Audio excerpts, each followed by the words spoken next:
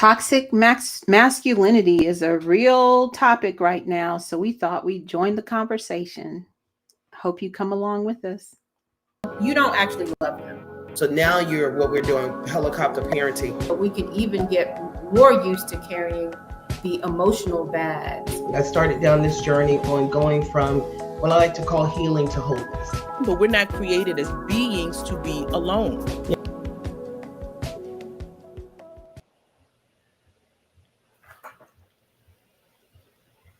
Welcome to Live, Love, and Marry Wiser, where our mission is in our name. Proverbs 4:7 says, wisdom is the principal thing, therefore get wisdom. But with all that getting, get understanding. And we are here every Tuesday night to help you get understanding for your life, your love, and your marriage. I am Lorraine Edwards, and I'm excited to be here with my co-host. Our topic for today is he safe or controlling? Spotting healthy masculinity in relationships. And we thought we could just talk about this, and we certainly know that we could do research, and we certainly have, well, I probably have more experience since you were married when you were 12, but Pride. But as I said on one of the charges, you've been married dog years. So, right. And to a wonderful, wonderful man. So you don't know anything about that toxic masculinity from an experiential perspective as far as marriage. I'm sure you've met quite a few, though. Yes. And so we could sit around talking about that. But we thought that you all might be more excited. Yes. Our guest came to join us. And so as soon as he gets on camera, we will be happy to have him here. The infamous and long sought after Pastor Leggett. How are you, Pastor Leggett? You know, I was doing great until until she said you were married at 12. That was so offensive. That was so Anita, I almost got off the call. That was so hateful. And then she's gonna have the nerve to call herself your friend. She does the same thing to me. What is wrong with us? What is wrong with us? Keep coming back for more punishment. I don't get it. We're glad for punishment. We're glad for punishment. Explain. Well, you know, my wife is a therapist, and she's going to bust in here any minute now. I'm just we love that. All uninvited. But anyway, I need some help. I need to talk to someone. I need some help with this situation. How y'all doing? We are doing great. We have missed you, and it really hasn't been a while since you've joined us. We wanted to give you a little bit of a break, so you didn't get burnt out on us. But we are certainly happy to have you here again with us. Thank you so much for joining us. Susan says, "Hello, my brother." I know that's Susan. That's my girl. Hey, Susan. Susan is the best, man. Susan is the best. She is the best. It's actually her fault that we even know each other. So thanks God for Susan. I'm gonna blame I'm putting all this at Susan's feet. I'm telling you. I'm gonna have to talk to Jesus when we get to heaven. Yes. Well, we are certainly happy to have you here. And every conversation is just better when we can get some other insight. And we've always appreciated your insight. Now, typically when you come here, you're really talking to the single women in the sense of how they can be better, things that they can do to change or improve their relationships. But we wanted to actually talk to you about men. We wanted to get your insight as a man and who has worked with men. You're pastor for 45 years, is it? 42. Don't add any more. Don't add any more. He said you might. 45 is such a nice round number. You should probably stay till. Stop it. No, 42. Like either stop at 40 or go to 45. So, but we wanted to. So you've counseled many people individually as couples, and you certainly work with a lot of people. So we wanted to get your insight. This idea of toxic masculinity. Have you heard of it? What do you think of it? Just give us your initial, just kind of thoughts about that, and maybe even some where you think that comes from. Yeah, I mean, everybody's heard of it. Um, you know, I spend all of my time in the women's space, right? Predominantly single women.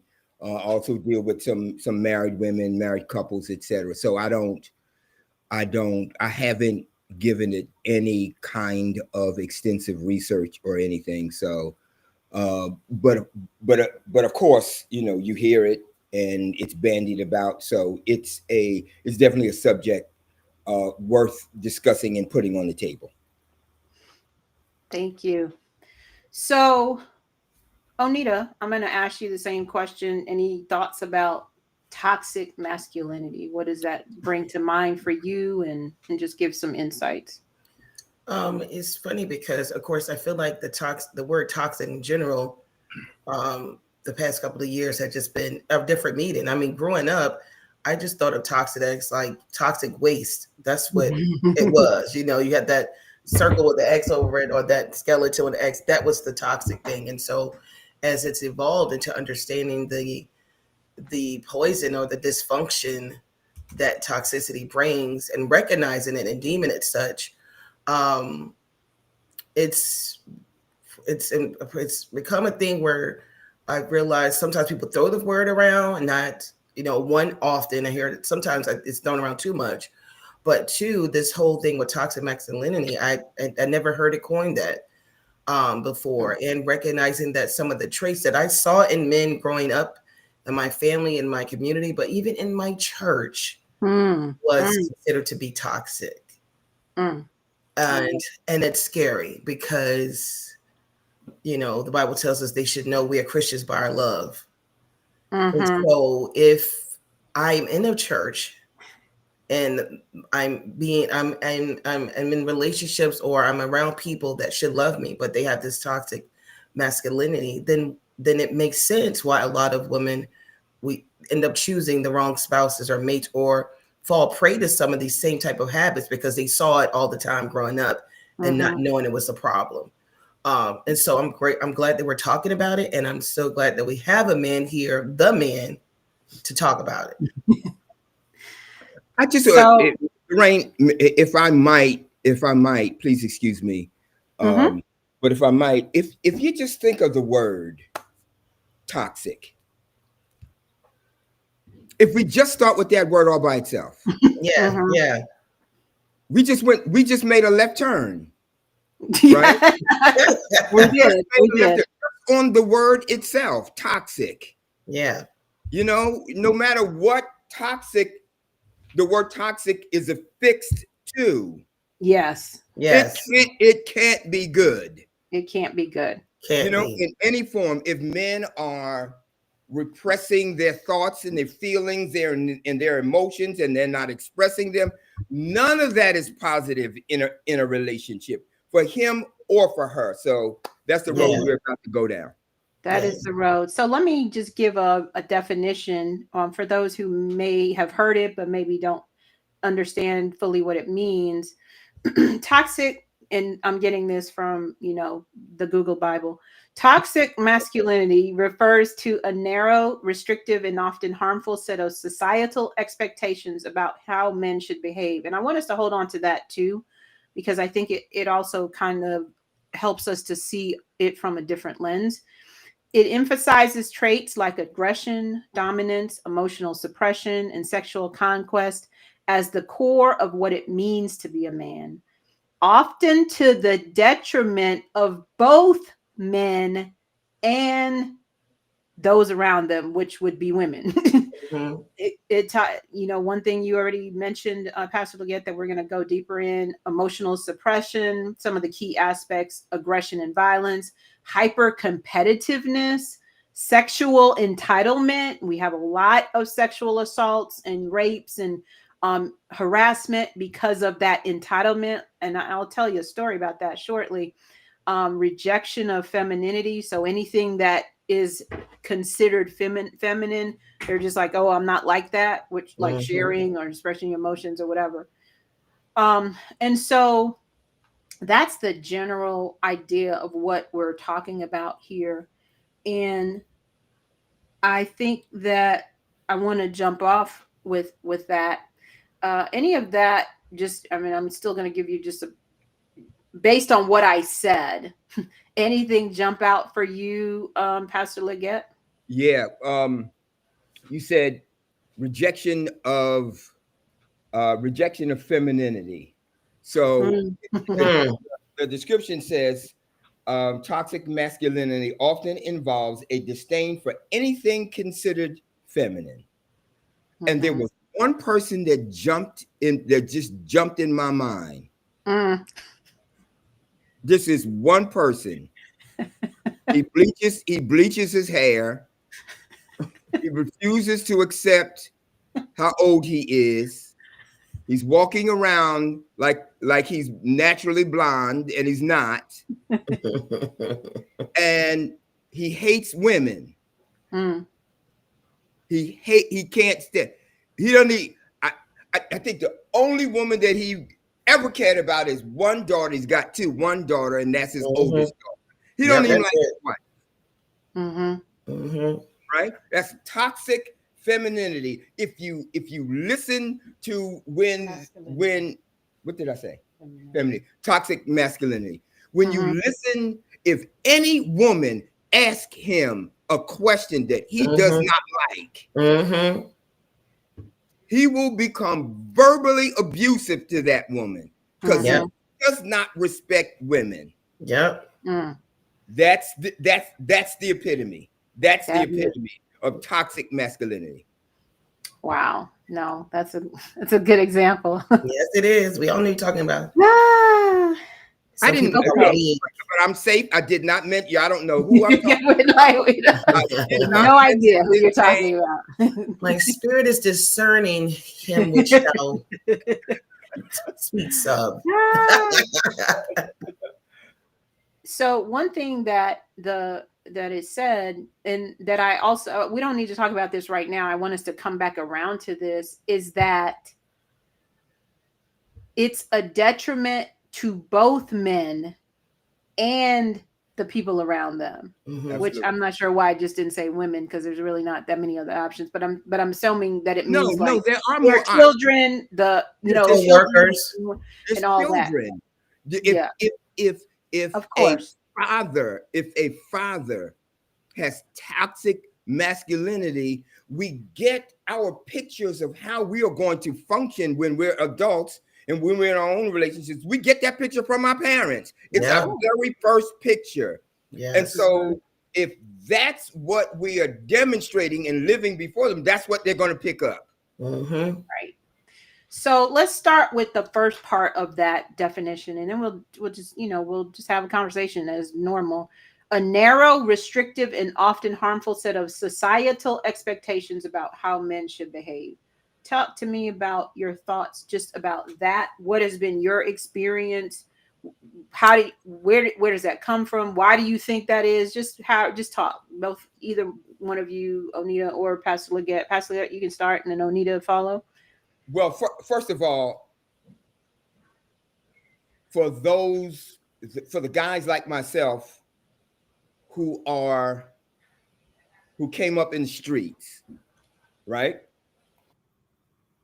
Society sets your norms for you on a number of issues. And one of those main issues is how you treat a woman, how you deal with a woman. Yeah. If your education and your instruction is coming from society and you are embracing and inculcating societal norms, you've already made a left turn. And the likelihood is that you are not going to treat a woman like what she is, should be, which is the queen of your life and the equal in your life, right? If you think about the sexual intimacy between a man and a woman. And just think about the vulgarity of the language that we use. Yes. Come on. Yes. Yes. Man Oh was my gosh. talking about having sex with a woman, I want to F you.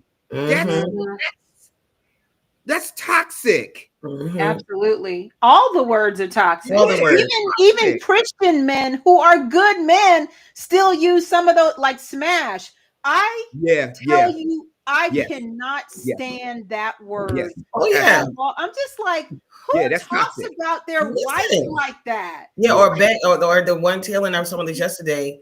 How many bodies they bagged? They're saying how many bodies they've bagged. That's it. That's the guy's phrase now. But here's the thing, that it's so normalized that even men who are actually not toxic and are good husbands by their own wives' standards still use the same language. That's how, like when you said inculcated, yes, I was just like, that's the perfect word, because even people who are trying and doing, they still, like, our minds are still filled with this filth.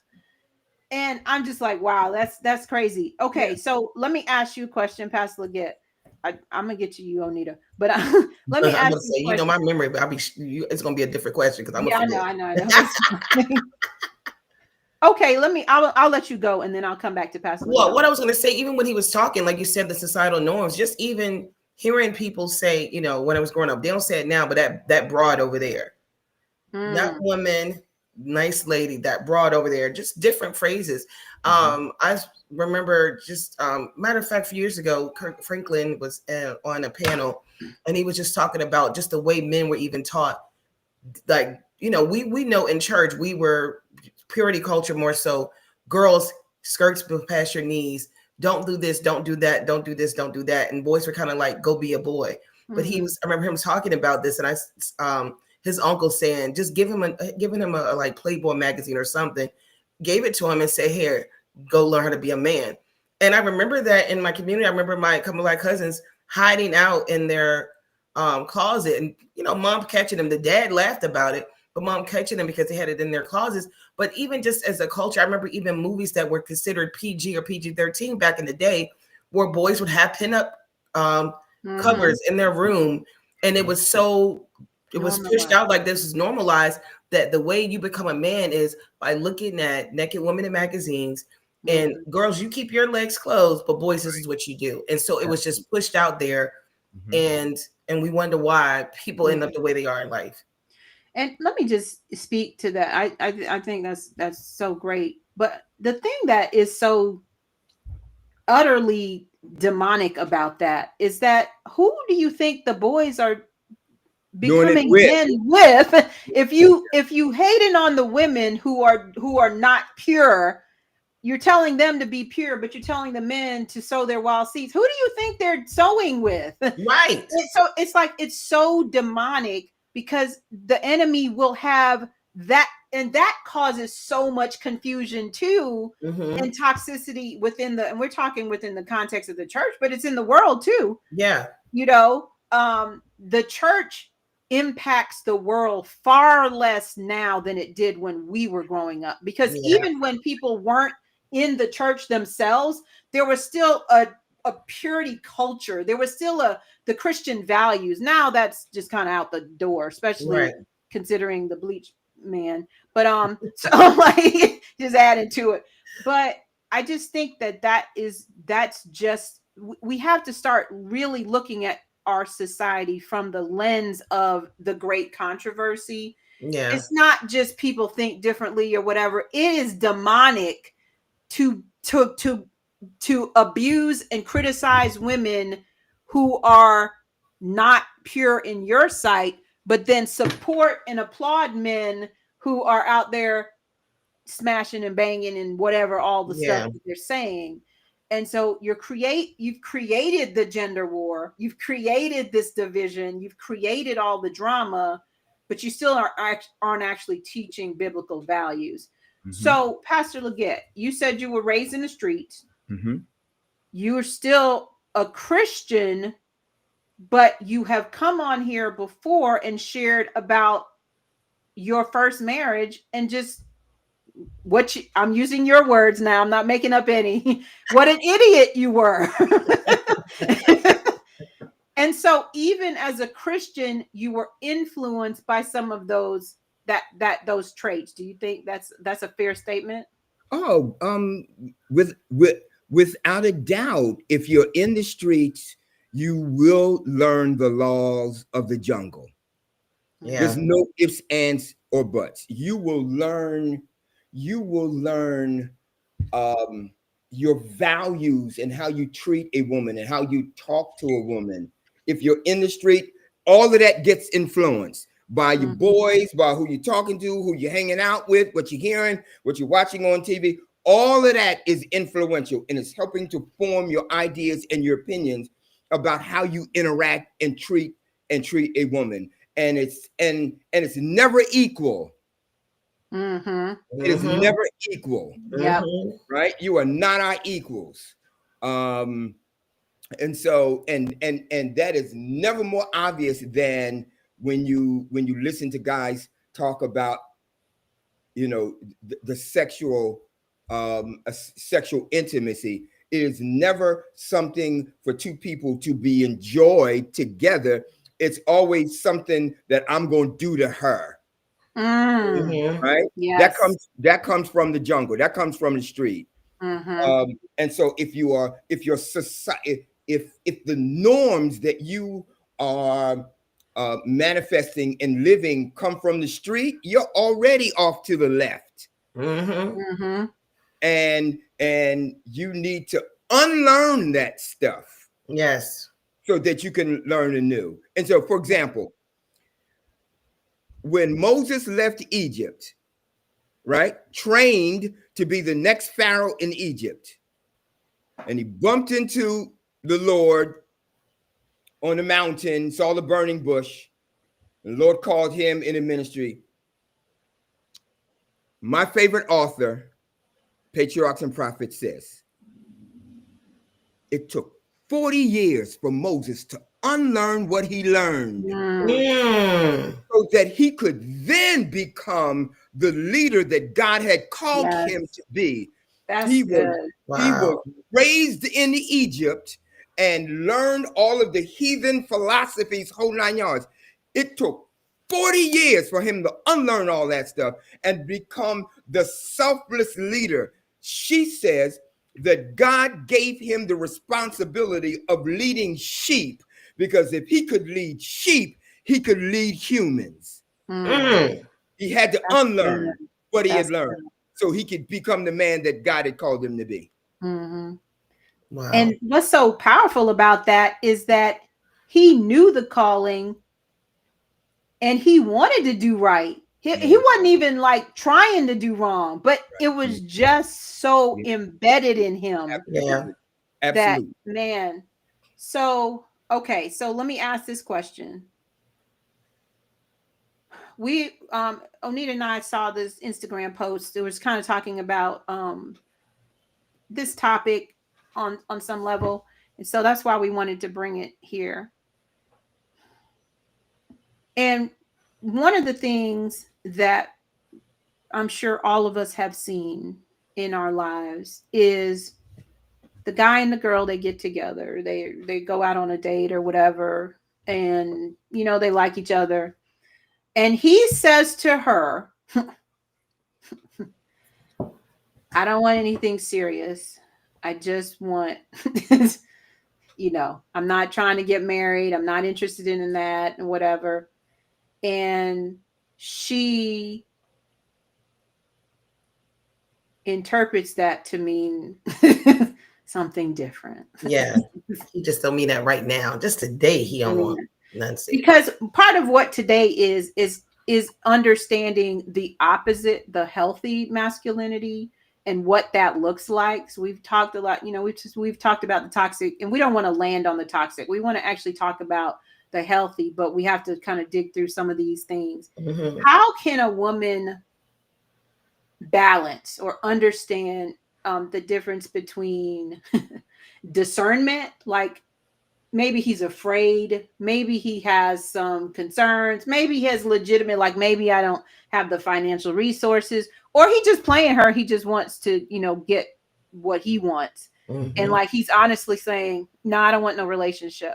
Because sometimes you might think, oh, he says that today, but is that really, you know, true? Should I break up with him immediately? So help us understand how to discern if a man is genuinely just trying to get his and move on, or if he has some, maybe feels like maybe he needs to make more money, or he's not good enough, or some other emotional or really reason that he's trying to resist an actual relationship. Or does it even matter? And you're just like, run anyway. red flag. I think when a woman hears that, that is a major red flag. Yeah. It's a major red flag, right? And you truly do need to, as soon as possible, understand a couple of things. Is he really serious? Is he just a tire kicker and he just wants to get in my pants? Or has he been hurt and he's putting a wall up, and he needs some time, but he's not great at expressing his feelings and his emotions. So he's just putting this wall up, hopefully to keep you out. So just to buy him some time. Okay. Let me take it back what guys do. Okay. I met Angela, which is germane to this conversation. I met Angela at a singles retreat, and I was interested, but she was dating a guy. Now the guy said we met in November, they met in September. They've been dating for 3 months. He says, I'm married, but you know, I filed for divorce. So look, when Frank Leggett shows up, I can't. Look, when Frank Leggett shows up, you better not have a B game, because I don't have you better have an A game, because I don't have a B game. Right? Because I'm coming. Tell him, babe. Tell him, come on. It's your time. So I'm talking to her, and then she finds out that she's talking to me because she wanted to go to the next level. You know what he came out of his face and said? I'm already divorced, but you know, I didn't want you to put pressure on me. She said, see ya. Yeah. Right? Wouldn't want to be ya. We were together for 30 years. So what a woman needs to do, that's a serious statement to hear. Yeah. I don't want a relationship. Now, if he's good at expressing his feelings and emotions, right? Because some guys are not good at doing that. So it may take them a little bit longer for you to get to the bottom of what it really is. Have you been hurt? Have you been cheated on? Are you afraid of going to another relationship? And I think a lot of it is contingent on, well, how much do you really like this guy if you even want to go that far to find out? Right. True. Right. Yeah. Right? Because if he's saying it and he means it, and he never changes his tune a month or 2, 3 months, 6 months, look, it's time for you to go. Yes. Right. But if he starts to, now here's what also needs to be considered too. When you meet someone and you start talking, you both like each other. We both put our best faces on. Yeah. Right. And we're trying to cloak and minimize and hide our weak points. We want to show our good points. We want to minimize our weak points. It is not until we get comfortable in the relationship that our guard comes down. And when the guard comes down, you begin to see the real person. Okay. So the closer you get, the more comfortable he might become in the relationship. He may begin to expose more of his heart. But you've got to watch him.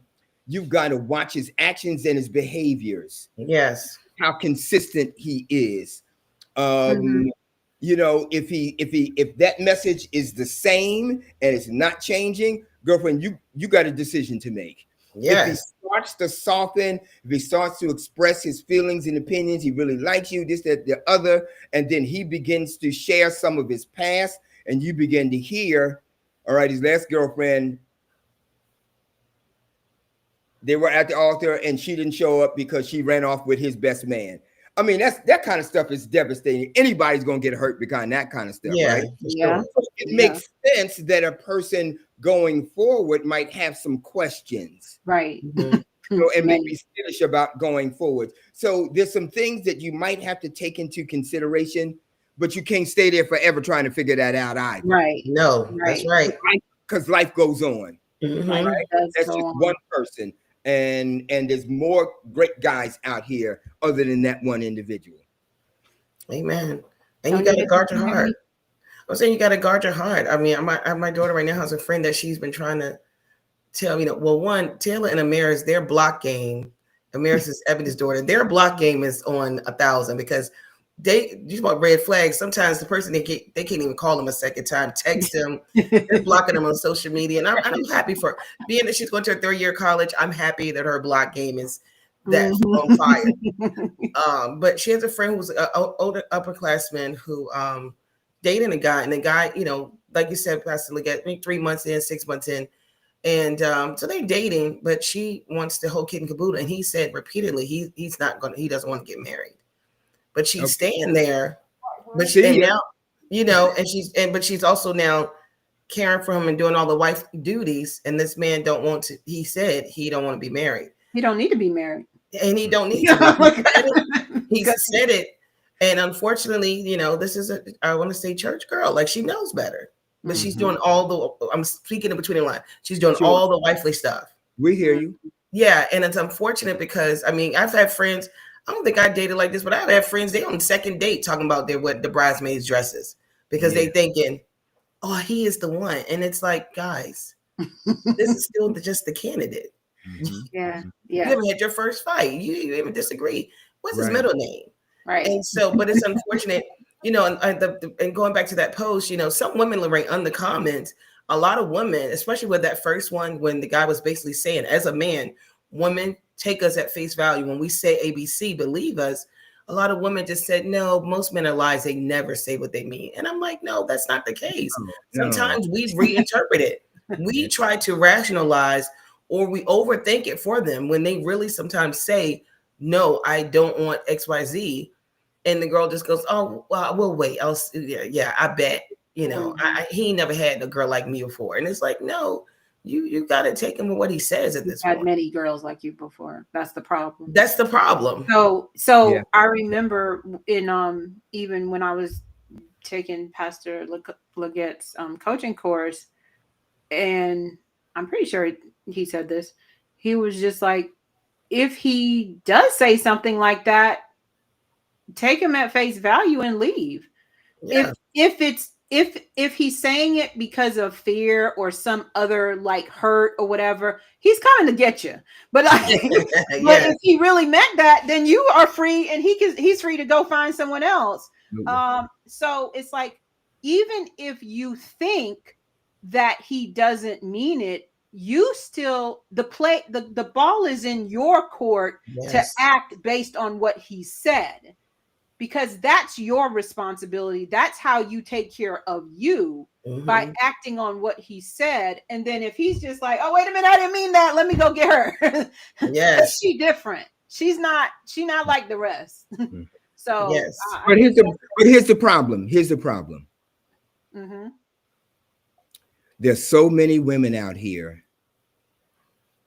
after hearing that, they say to themselves, oh, I can change that.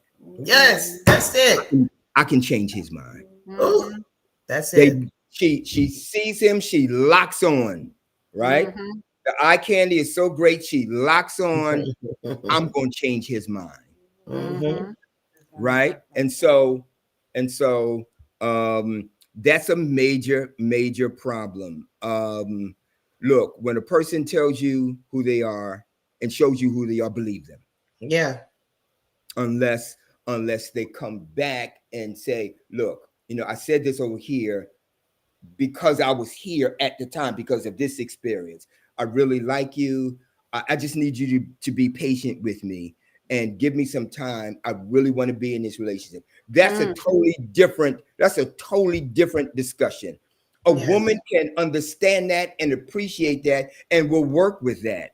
But if I don't want to be married, I don't ever want to be married, I don't want kids, and he stays consistent with that, then what the heck are you doing there?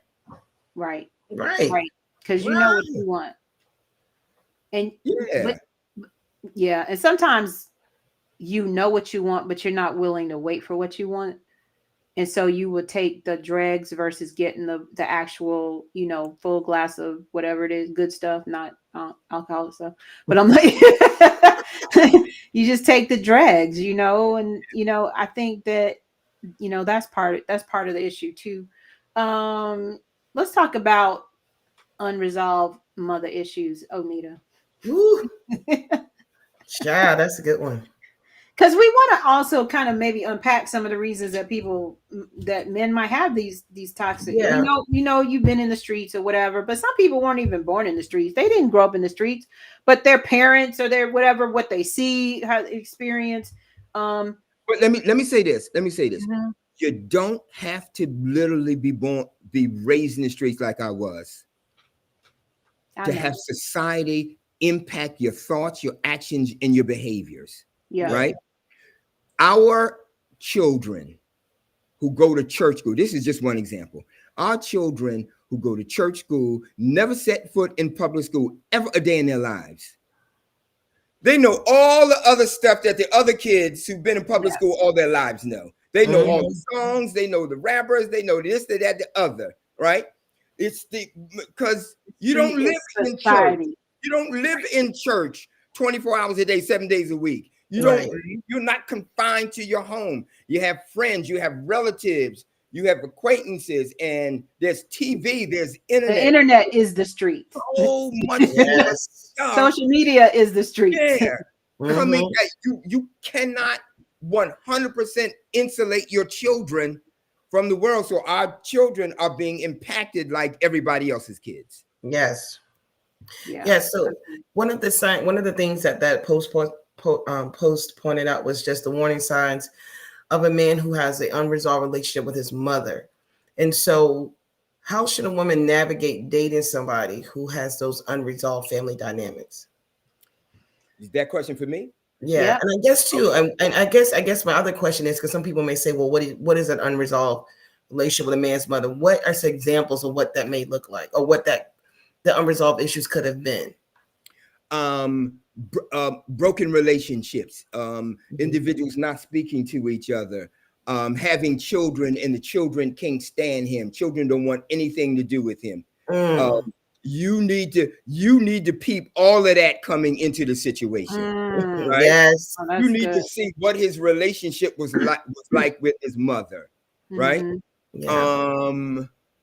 Perla never met my mom, but when Ann passed, I bathe my mother every day. That is not something a man ever wants to do, right? Trust me when I tell you. But it's my mother. Yeah. Right? I all I have is a younger brother. It's just too. I didn't have any sisters. I wish I did, but I didn't have any. And so you need to see the kind of relationship that I had with my mom. You need to see the relationship that I have with my daughters. We meet every Sunday online right now. Every Monday we meet, right? And so I remember, and she shared this with me, that when we met, she was talking with her family members about my family dynamic. I'm a blended family. I have two girls that I didn't bring into the world. If you didn't know they were not my biological daughters, you would not know. Yes. Okay. And so she peeped that in me, that's how I roll. Because when I marry a woman, I'm married to family. I'm not just married to the woman. I embrace everybody, wife, kids, grandkids, Uncle Pookie, Aunt Sugie, everybody. Right? All of them. Yeah. So you got to look at that, because that's going to give you an indication, especially if you have young children, Yes. Mhm. right? Can this Yes. man, not that he's going to take their father's place if they have a good father in their life, but can Right. he be a father to my children? Can he Mhm. love and support my children? You better have all the answers to those questions before you walk down the aisle and say, I do. Right. Yes. Because Right. your home is going to be divided, especially if it's a blended family. Blended families are no joke. Let me tell you. My baby girl hated me when I showed up. Yeah. And now, She like, if you yeah. ask her, she will tell you she thinks that she is my favorite. And she's not my biological. You can't convince her she's not my favorite. Yeah. Her Right? your mom brought you home. She was like, Harpo, who this woman? Like, who this man? Who this man? He and my daddy. So you need, what kind of man is he? What kind of husband is he going to be? What kind of father is he going to be? What are those relationships are indicators. Yes. Yeah. If they're broken, why are they broken? Yes. Mhm. Right? If he was less than a husband and a father when those kids were growing up, and he's always stayed that way, that's a bad sign. If he was a bad father back then, and he was in the world and partying and doing his thing, or in jail or whatever, and now he's out and he's in Christ and he acknowledges all the mistakes that he made, just like I'm very transparent at how flawed I was years ago, and how the women that I was blessed to have changed my life. Right? Yeah. Is he transparent? Does he acknowledge the mistakes that he made? But because he wasn't there for them, they're still angry. And the reason why they are still separated is not because of him, because he's now trying, but they're so angry for all the times that he wasn't there. Yeah. Right. You have to take that into account also. For sure. For sure. Because Yeah. it matters too of every relationship, or if they tell you they're blaming everybody. Well, oh, you have siblings, yeah, but we don't talk like that. They all funny acting. Well, what are you doing to repair the relationship? Yeah, you know, everybody's the problem, and he's a good one. It's like red flag. Yeah. Yeah, yellow. Let's talk about But if he's not willing to acknowledge that he has a part to play in those broken relationships too, then that's a problem. Yeah. And then the other part is the other extreme of his relationship with his mother is a little bit too close. Yes. Is enmeshed. And so even working through those things, because that can become that is a toxic situation too. We know a lot of single mothers really make their sons their husbands.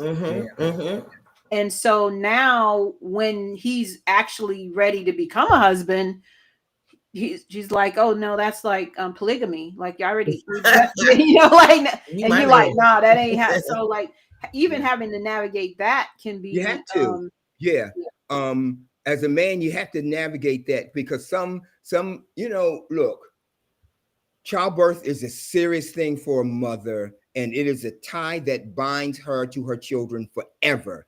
I don't care how old they are and how grown they are, right? Some mothers don't know how to cut those strings, and they don't want to give their sons up, right? And so it is the son that has to say, Mom, love you dearly. I will always love you. I will always appreciate you. It's never going to change. But look, I got a wife now, and my wife comes first.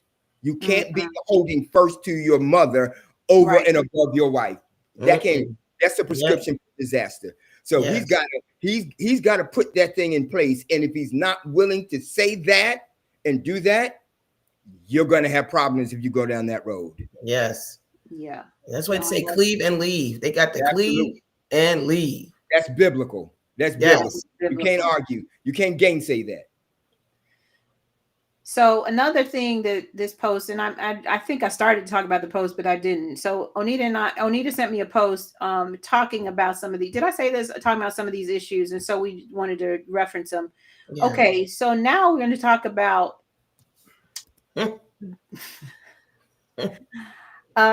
When a man's, I'm skipping something. When a man's ambitions are rooted in his ego versus its service, how do you see that kind of impacting the relationship? Like it's just about, me and mine and stuff and like my legacy and my this, but that's all that it's about. How do you think that that can impact a relationship with a woman and his wife and family? Well, look, there has to be a healthy dialogue in any marriage, in any relationship. There's got to be a healthy dialogue. Some men are uber ambitious and goal oriented, and all of that's fine as long as you're having a dialogue with your wife and your wife knows where you're going, and your wife can and be a part of the dialogue. What does this mean? What is this going to cost? Is this going to change our lives? What you want to do, what you want to purchase, where you want to move to, all of those kinds of things. If it's a two-way affair and there's open dialogue where the wife can give her opinion and her opinions can be heard and accepted, not that you always have to take her opinion, but at least you gotta hear her, and she has to know that you're listening and you value her opinion. As long as it's a two-way affair, your wife will follow you to the ends of the earth. Mm-hmm. If it's a one-way affair, it's like like you're playing music and you're going up the scale. Me, me, me, me, me, me, me, me, me. Right? Everything is all about you. Your relationship, you're going to have a problem. That is going to be a problem. So if you're open, if you're honest, if you're transparent, if you're talking with your wife and having dialogues about where you want to go, how you want to get there, as long as she is involved and she can give her opinions, you may disagree. But as long as you're having those healthy conversations, you'll be able to navigate those even the disagreements in that conversation.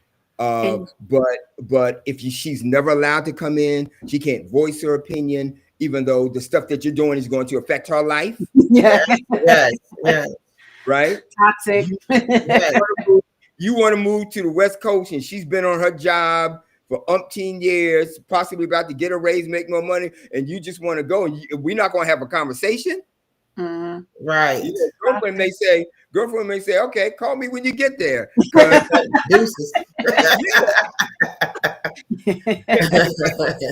There has to be dialogue. And how do you see, what should the woman who's dating, like when you're dating, what are some of the signs that that's the kind of guy that you're talking to? Because he may not at the beginning be ready to share all the stuff that's going on with his business, but like what are you seeing in a man who is toxic versus non-toxic in this area of ambition? How transparent is he? Okay, how transparent is he? What is he sharing? Is he involving me? Especially, look, when you get 3, 4, 5, 6 months or more into a relationship and you're consistent, and or you are in a committed relationship. I'm not going to talk to anybody else. You're not going to talk to anybody else. There ought to be transparency in this situation. Now, the first day I meet you, first couple of weeks, I may not spill all the beans. Yeah. But if I see this going somewhere, right, and I see the potential of this going to the altar, I need to start bringing you in. Hey, this is what I do. Right? So Pearl and I meet.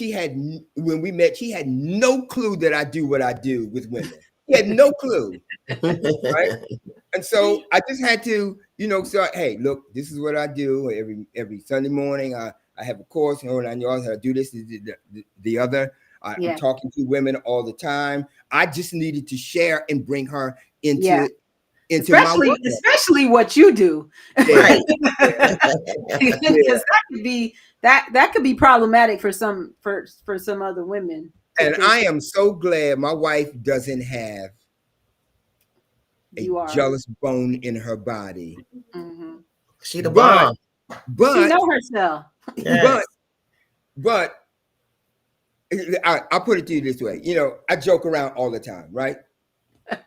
So I said, babe, what would you do if a woman came to you and say, hey, me and your husband are having an affair? What would you do? What would you do? What would you say? She said, first of all, here was her response. First of all, I wouldn't believe her because you haven't given me any reason to believe that that's how you function. Yes. I love that. Okay? You haven't given me any reason. Mm-hmm. So I don't even know how I got there. How do I get there? Why do I don't know. I don't know. We're talking about being transparent about because of what I do. Yes. You know, I had to let her know, look, I'm dealing with women all the time, and I need a woman who is going to allow me to be free to interact with women and speak to women on a Zoom call or on the phone, because of what I do, and not feel threatened. I'm not crossing a line here, right. because I am with the woman that I want to spend the rest of my life with. Mm-hmm. Amen. Amen. If I didn't feel that way, I wouldn't be here. Yeah. So I am with the woman that I want to be with. So you never have to worry about me crossing that line. It's not what I do. Yeah. So a guy needs to be transparent, yeah, and open up and talk and bring her into his world, and vice versa. and Yes. vice versa. Yeah. No, I love that, because I think that's the, like we're asking, is he safe or controlling? I think he's safe when he is transparent and open with you about those things, because safety doesn't just mean I choose to be with him. It just means that he's given me a space where I'm like, if I choose this is how this is going to go. Because if I'm not a woman who has who appreciates my value and worth, I may not be comfortable with what you're doing with all these other women. I may not be comfortable that women are texting you and saying, can you help me with this? I may not be comfortable with you talking like your whole life is, dealing with women. I may not be comfortable with that, but the safety comes with the fact that you outlined that to me, and now I can make a choice, versus you're withholding it from me. I get into something and now I find out and now I'm stuck. Right. Yeah. Right. Yeah. All right, what's next? We're gonna start wrapping up soon, but what we got, Onita? What? I think this ties into even that about their ambitions. It's talking masculine energy, and how it's described as sacred when it protects, when it provides, and when it points to something higher. So how does this align with biblical views of manhood?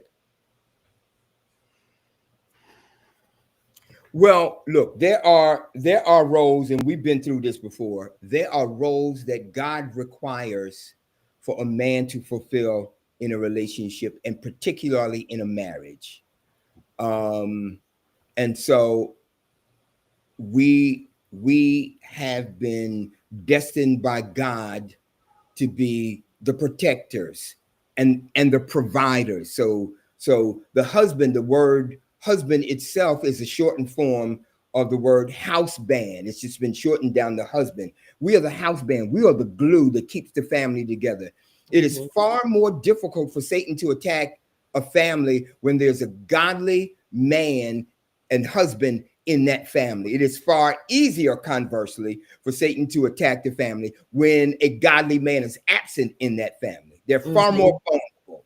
And so an ungodly man is in the family. Yeah, absolutely.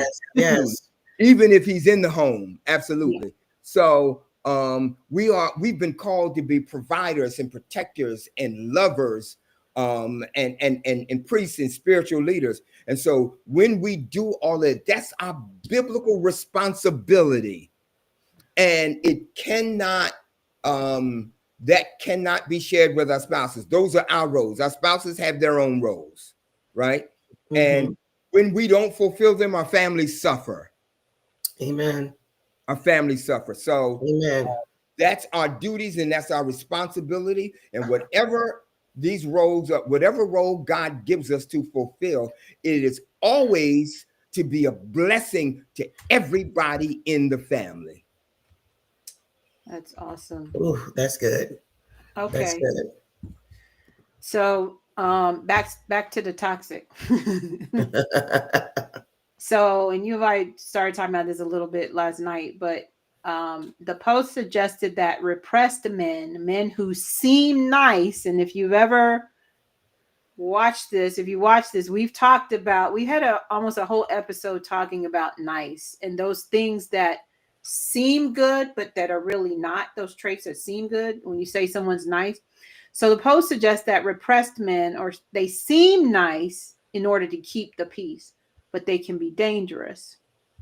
What signs should women watch for to avoid mistaking repression for goodness?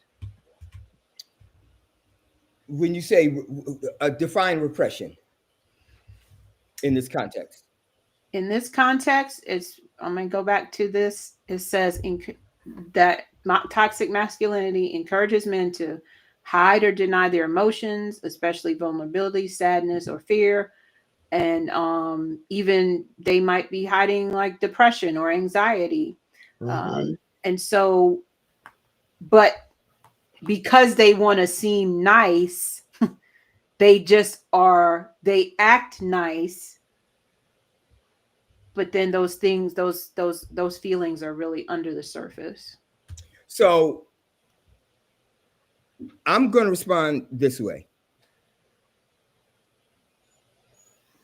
A woman has to be on the lookout for, in a situation like this, and for any man that she's with, how does he respond when he's triggered? Ooh, that's a good one. Okay. I don't care if he's demure and quiet and whole 9 yards. What happens when he's triggered? Mm-hmm. What happens when somebody crosses the line with him? Is there an explosion? Does he go off? Does he go in on people? Does he lose it? Does he scare the bejeebers out of you? Right? While all the other times he's cool, calm, and he's collected. But let somebody push that button, and oh my gosh, you think World War III is about to jump off. Those you have to keep your eyes open, and that's number one. You gotta watch for things like that. Number two, you got to do your homework. You got to do your homework. For those who know him intimately, if you don't know those who know him, you got to find somebody who knows him. Yes. What is he like? Yes. Right? See what he says in terms of past relationships. Why did they end? Right? Perla didn't even have to ask me those things. I talked about how awful I was. Right? How awful I was. I told her that.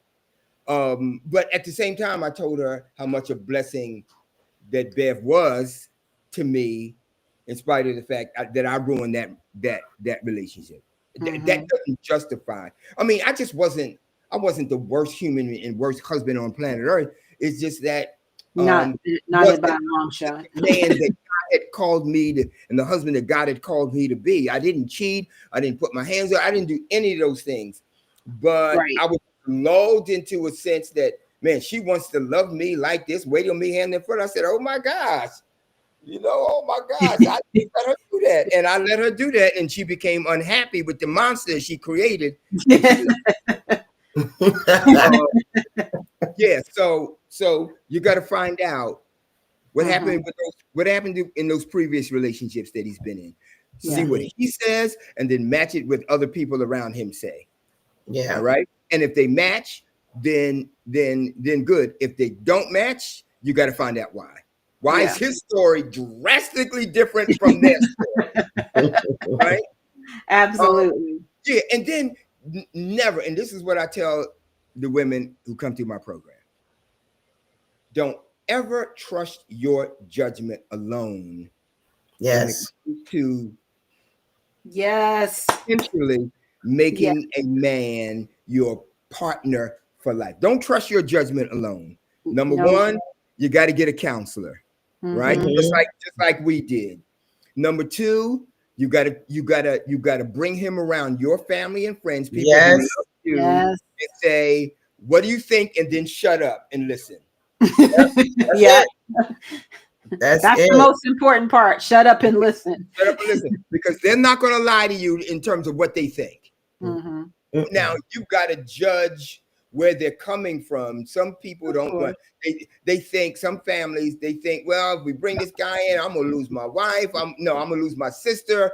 I'm gonna lose my son. No, you're gaining a brother, you're gaining a son-in-law, and a brother-in-law. So some family have those issues. You got to be able to discern that kind of stuff. Yes. And be able to make an independent decision, but you got to do that homework. You have to do that homework. You have to. You can't skip those steps. We've said it on this podcast multiple times. You got to bring that person around your friends and your family, because they're going to see stuff that you didn't see early. I'm like, bring them to a game night. Let him lose in spades and see how he acts. See what he turned into. Yeah, exactly. He wants to cuss. He's cussing and he wants to fight people. So, no, don't ever bring that nigga back to my house again. Exactly. He got to go. He got to go. Right. See how he handled pressure. I'm like, and ask those questions. What, like you said, what triggers you? What does he do when there's conflict in general? Right. Or when he's pushed? Because you may have that one cousin that's like, I'm gonna ask him all these questions, get in his business, and see how if he's able to take it and handle it. If he responds. Yeah, that's my sister-in-law. She's the Riddler. Like, but everybody loves her, but she'll ask you 1,000,001 questions. She don't care who you are. Like, it's not. I'm not just talking about guys that come around. It's just anybody that comes that's new. She really asks a lot of questions and wants to get to know people. But yeah, if you're not ready for that, you probably not one trying to go to California. But I'm like, you break us up, brother, down. But you know what? I'm like, I don't have anything to hide. Right. That part. So I don't mind questions. I ask a lot of questions of people. Right? Strange people. Strange. I've never seen before in my life. I ask a lot of questions. And people ask, why you ask them that? Because I want to know. How you gonna know if you don't ask? I don't mind if people ask me. I'm transparent, so that's how I function. Yeah. And just how you get to know. And I would tell you, I've been telling my daughters too, and one of my goddaughters too, even last night. I said, women be doing all this talking, and you need to start asking questions. Yeah. Ask questions and listen and see if he's willing to answer them. And girlfriend told me she pulled up a Google Doc. She had a whole spreadsheet of stuff she's been asking. I was like, really, Tiana? Okay. Because she done dated a couple. Like, I can't remember all the answers, so let me get a spreadsheet. I love that. The spreadsheet she remembered, but she did good because there's some of the, people ask what do you do for a living? Some of the surfacey stuff. She got some good ones on there. And I was like, that's great. Ask the questions and see what he's going to say and if he's able to answer them. And let me say this, and Lorraine, you'll know this, in my first encounter technique, which is the first technique that a woman utilizes when a guy approaches her. I teach them how to ask those questions. And here's what I tell them. The more he's smitten by you, the more he likes what he sees, he will stand there till the cows come home and answer any one of those questions. Hello. Yes, he will. Right? Because he is in pursuit of you. But if he's turned off by any one of them and is defensive, in the conversation, move on. He's not worth your time. Yep. He's not worth your time. If he wants, because you don't know if he's an axe murderer and he's asking for your number and wants to take you out. Right. Right. Just because a guy wants to go out with you doesn't mean you need to go out with him. Exactly. Right. Exactly. And we were talking about this last night too. She was saying, yeah, a lot of women are afraid to ask a question. I'm like, you are the prize. Absolutely. And that's what Leggett says, you're in the driver's seat. So Absolutely. you need to ask the questions, like you protecting your heart, because they want to be quick. Like I protected my peace after they already in some drama with the person. Yeah. And no, you got to start way up front, start asking the questions, and you set the tone for this thing. And because they're gonna ask you stuff, don't be afraid to do it, and don't be afraid to say no, or don't be afraid to be like, no, you can't have my number. Yeah. Absolutely. Yep. Move on. I was just I wrote this down earlier.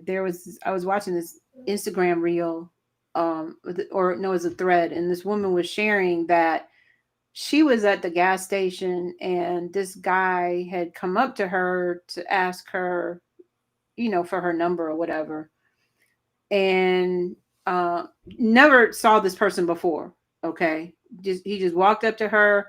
Hi, how you doing? She was polite and stuff. Hi. And he was just, he said something and he's like, can I get your number? And she politely said, no.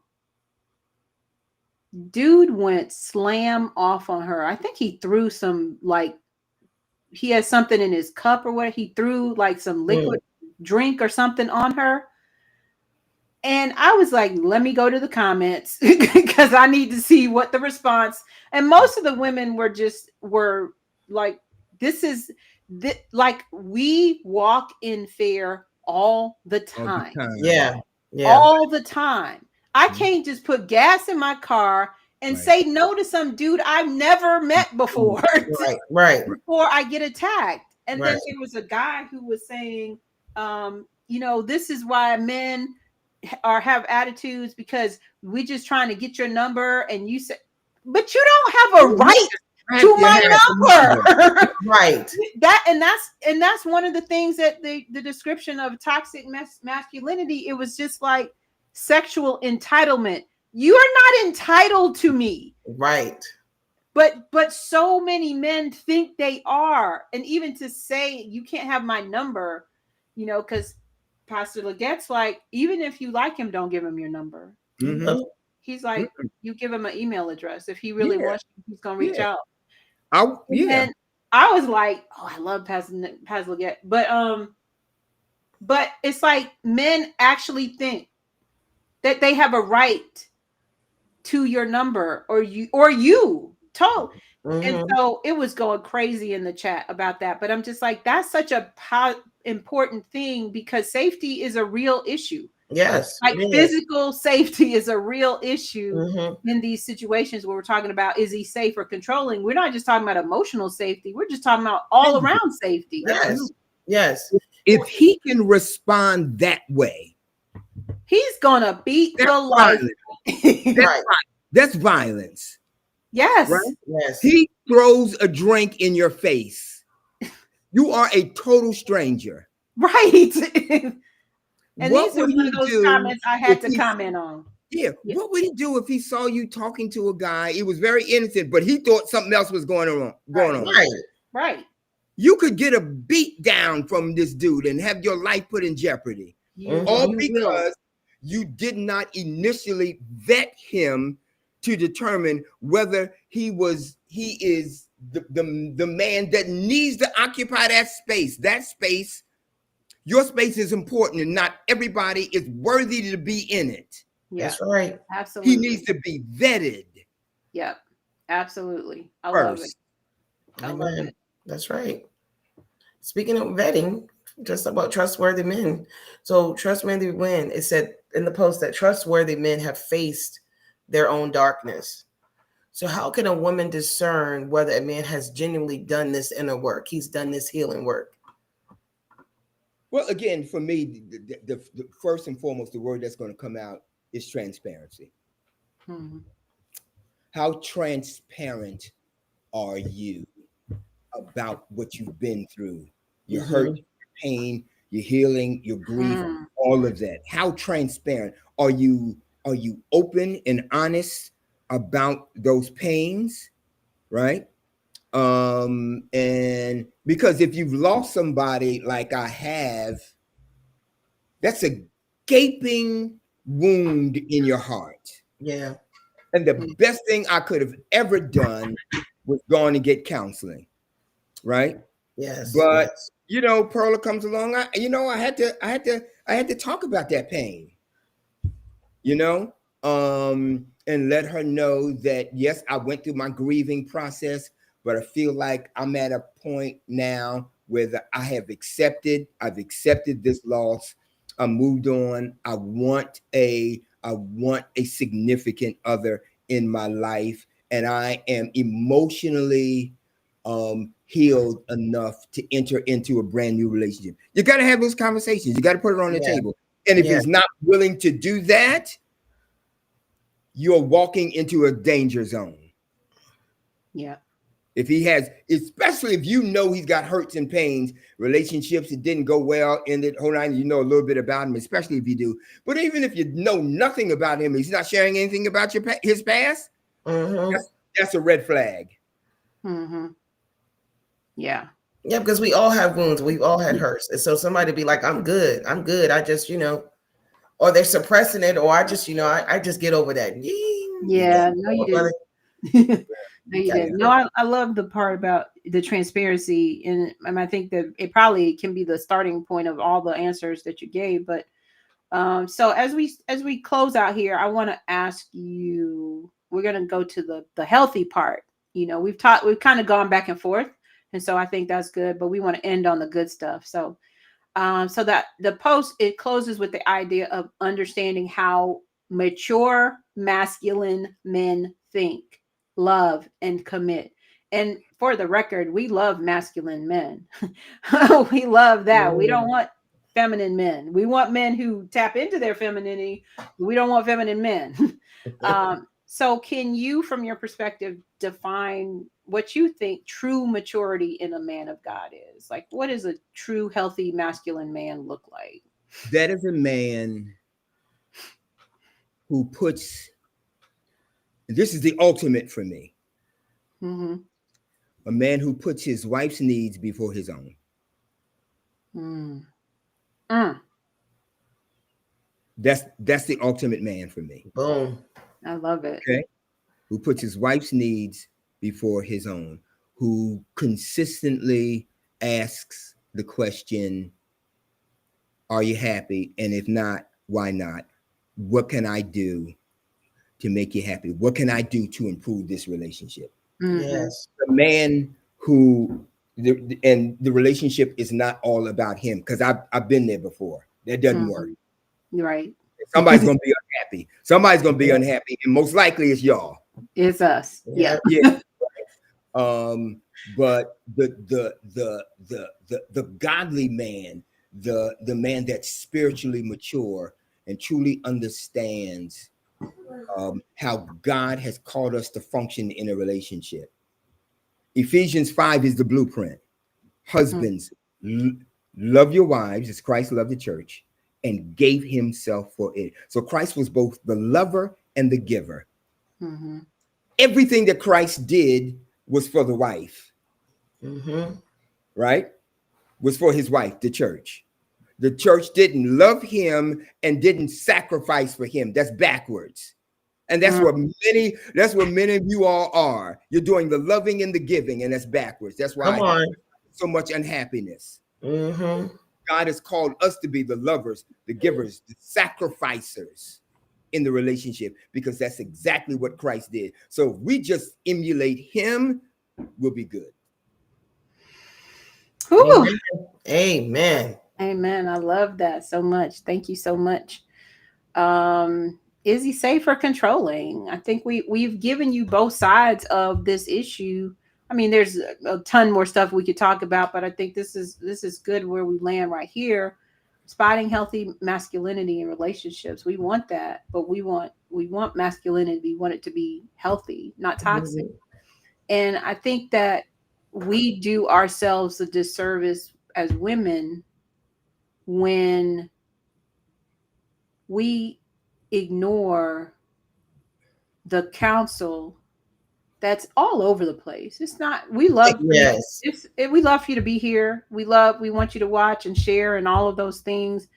But there's a plethora of places you could go to get good counsel about how to navigate these relationships. And, you know, I think that when what you really want is a partner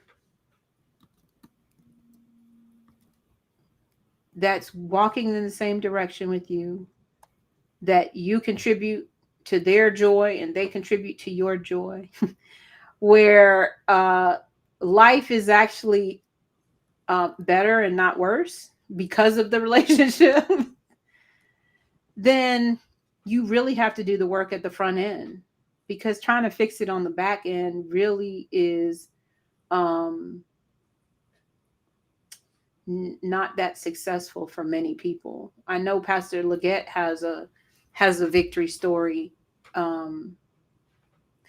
but his first story isn't a victory story.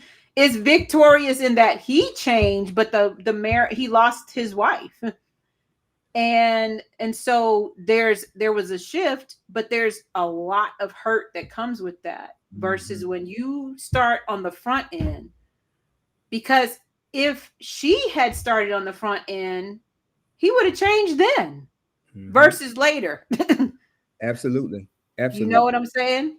So I think that we have got to really know ourselves. We got to know our worth. We have to know what is it that we really want. And then we have to take the steps that need to be taken in order to get that. And don't think you can cheat yourself on the front end and fix it on the back end, because you're the one who's going to be losing for the rest of that relationship 9 times out of 10.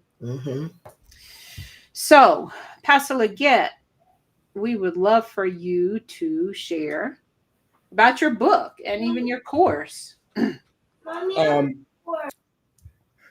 first chapter of my book is entitled Warning: Your marriage relationship may be hazardous to your health. And in that chapter, I think every woman on the planet needs to read.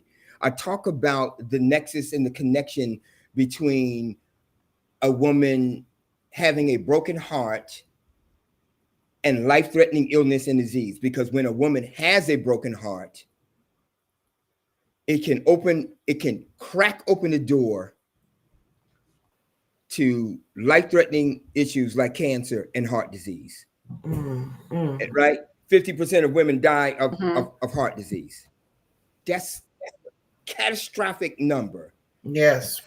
And women are in these relationships and they're unhappy and they're coming down with cancer and dying. I have lost friends because they died from a broken heart, even though the diagnosis was cancer. It was not the cancer that killed them. It was an insensitive, unloving man.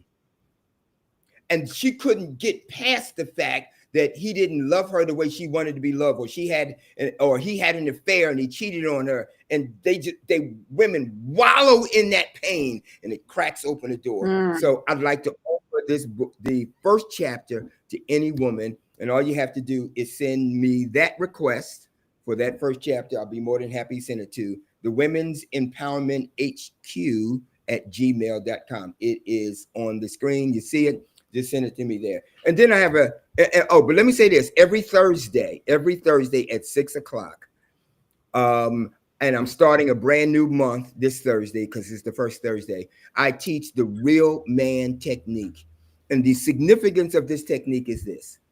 If you want to be able to distinguish if a man is Mr. Right or Mr. Wrong, you need this technique. I'm giving it away for free. Now, there's nothing cheaper than free. There's nothing cheaper than free. Okay. There's nothing cheaper than free.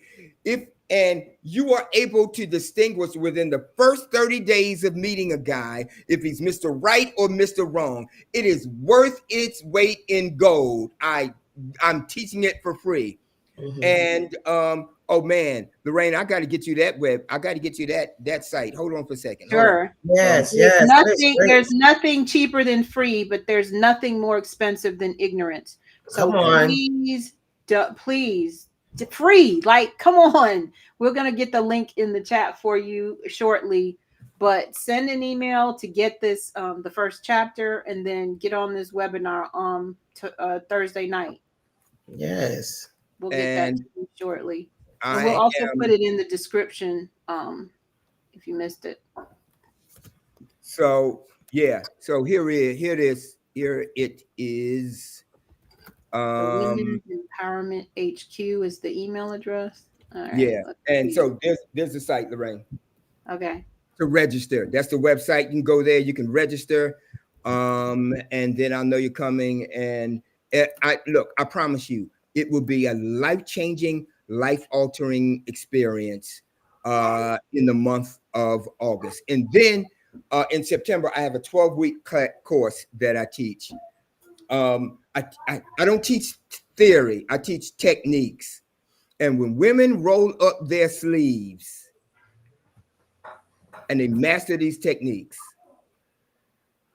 their lives change. Not only do their lives change, but they attract and marry the greatest guys ever. I just had a student of mine just this past Sabbath get married. Aw. Oh, that's Just awesome. this past Sabbath. All right. That's gonna be me one day. Absolutely. Absolutely. Keep our club. Absolutely. And if you have that wedding and I'm not there, you are going to have some issues, Lorraine. Big ones, okay? You're gonna be there. You're gonna be there. Absolutely. All right, my friends, you can click in the link in the chat right now. You can just click it. It'll open in another tab. And then when we get off, you can go ahead and register for that. Remember, it's free. And nothing's cheaper than free, but nothing's more costly than ignorance. Absolutely. So let us, I say let us pray. We should pray.